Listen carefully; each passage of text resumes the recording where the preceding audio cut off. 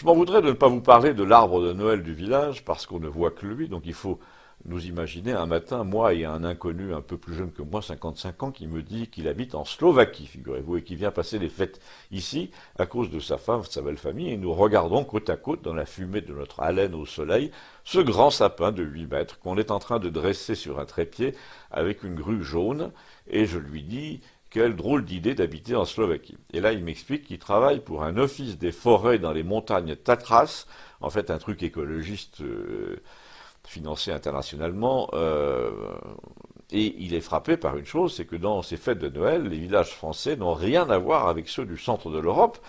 D'abord, partout à Prague, en Pologne, les sapins sont honorés, décorés, pas par une seule guirlande posée à la va-vite, non, ça croule sous les anges, les étoiles, et puis il y a des traditions innombrables autour de Noël, des crèches vivantes, comme s'il en pleuvait. En plus, on s'arrange pour faire grandir un sapin au centre du village, généralement, plutôt qu'on en couper chaque année, comme ici, de 8 mètres. En plus, en France, il me dit, il n'y a même plus de messe de minuit, ni rien. Pour la crèche, on sait en plus ce qu'il en est, les polémiques, etc. Il me dit, la fête de Noël est devenue une espèce de coquille vide. Et moi, croyant bien faire, je lui réponds que pour le sapin, c'est peut-être pas un désastre écologique total, puisqu'ils doivent avoir un accord avec l'ONF. Alors là, que n'avais-je pas dit? Parce que par son métier, il connaissait bien l'Office national des forêts, mais plus encore par son enfance en Sologne, où habitait encore toute sa famille. Il m'a dit: j'y vais pour le premier de l'an. Et il me dit aussi, c'est des gens, l'ONF, qui font semblant de faire des trucs utiles et qui y vont à 3 ou 4 pour essayer de faire croire qu'il y a besoin de personnel, mais pas du tout. Et tout ce qu'ils font se passe en fait sans aucune concertation.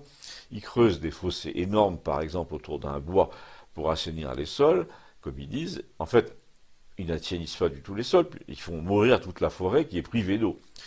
Ou parfois ils font des plantations en mettant des grillages autour pour empêcher les cerfs de venir brouter les jeunes arbres, mais comme ils sont nuls, ils s'arrangent pour en enfermer 2 ou 3 dans l'enclos, et du coup évidemment les jeunes arbres n'ont plus de feuilles, sont dévorés avant maturité, et puis après ils abandonnent les enclos, enfin ils les ouvrent, et les enclos se mélangent aux ronces, ils les enlèvent pas, les cerfs s'empêtrent dans ce merdier, enfin c'est n'importe quoi, me dit-il. Ou alors, encore pire, ils font des micmacs avec un organisme tout aussi obscur qui gère l'eau et qui s'appelle l'ONEMA et que nous on appelle le on est mal. On est même très très mal.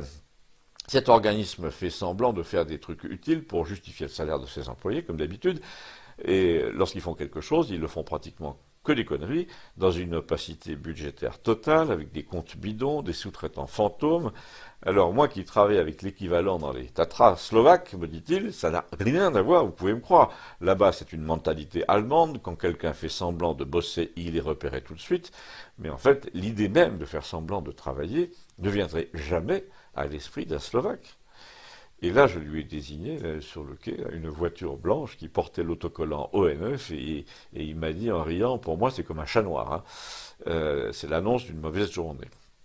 À propos, lui ai-je dit, puisque vous n'êtes pas entièrement languedocien, vous savez qu'il existe ici un verbe qui désigne assez précisément ce que vous dites, cette attitude relative au travail, se donner l'air de bosser tout en ne foutant rien.